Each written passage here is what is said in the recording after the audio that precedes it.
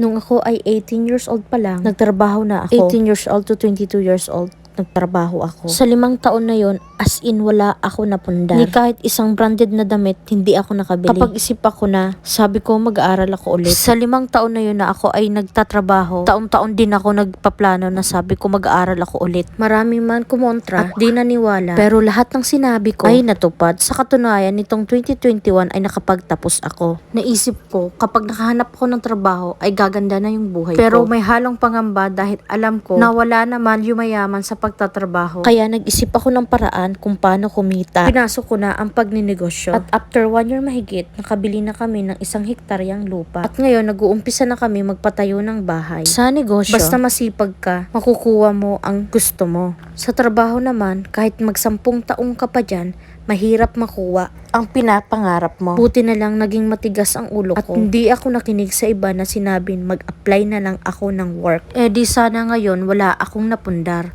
Hihintay pa ako ng 10 taon para lang makapundar ng bahay at lupa. Business is the best.